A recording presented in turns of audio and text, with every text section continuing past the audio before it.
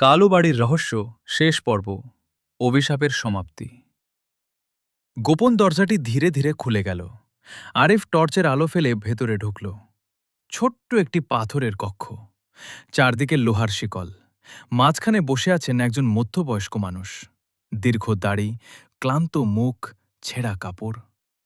লোকটি ধীরে ধীরে মাথা তুললেন, চোখে জল নিয়ে বললেন, আরিফ, আমি তোমার বাবা। আরিফ দৌড়ে গিয়ে বাবাকে জড়িয়ে ধরল। তার চোখ দিয়ে অঝরে জল পড়তে লাগল। বাবা, তুমি বেঁচে আছো? বাবা মৃদু হেসে বললেন, আমি জানতাম একদিন তুমি আসবেই। ঠিক তখনই পুরো বাড়ি প্রচণ্ড কাঁপতে শুরু করল। বৃদ্ধ রক্ষক চিৎকার করে উঠলেন, তাড়াতাড়ি বেরিয়ে যাও, কালো বাড়ি ভেঙে পড়ছে। আরিফ বাবাকে কাঁধে তুলে নিয়ে দৌড়াতে লাগল। রাশেদও তাদের সঙ্গে বেরিয়ে এলো। তারা সিঁড়ি বেয়ে ওপরে উঠতেই দশ, বাড়ির একাংশ ভেঙে পড়ল। শেষ শক্তি দিয়ে সবাই বাইরে বেরিয়ে আসতে সক্ষম হল। তারা বাইরে দাঁড়িয়ে দেখল ২০ বছর ধরে আতঙ্কের প্রতীক হয়ে থাকা কালো বাড়িটি ধীরে ধীরে মাটির সঙ্গে মিশে যাচ্ছে।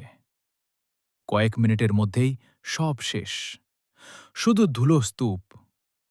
গ্রামের মানুষ দূর থেকে সবকিছু দেখছিল।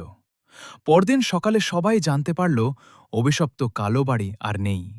আর কখনো সেখানে অদ্ভুত আলো জ্বলেনি, কেউ আর কান্নার শব্দও শোনেনি। বৃদ্ধ রক্ষক বিদায় নেওয়ার আগে আরিফকে একটি পুরনো ডায়েরি দিয়ে বললেন, এই বাড়ির সত্য পৃথিবী যেন ভুলে না যায়। কয়েক মাস পর আরিফ সেই ডায়েরির ওপর ভিত্তি করে একটি বই লিখল। বইটির নাম কালো বাড়ির রহস্য। বইটি খুব জনপ্রিয় হল। সবাই ভাবল এটি শুধু একটি কল্পকাহিনী, কিন্তু আরিফ জানত সব কিছু সত্যি ছিল। ঠিক সেই রাতে বইয়ের শেষ পাতাটি নিজে থেকেই খুলে গেল।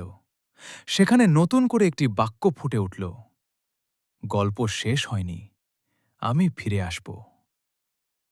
ঘরের বাতি একবার টিমটিম করে নিভে গেল, আর জানলার বাইরে অন্ধকারে দুটি লাল চোখ কয়েক সেকেন্ড জ্বলজ্বল করে আবার মিলিয়ে গেল। সমাপ্ত নাকি শুরু?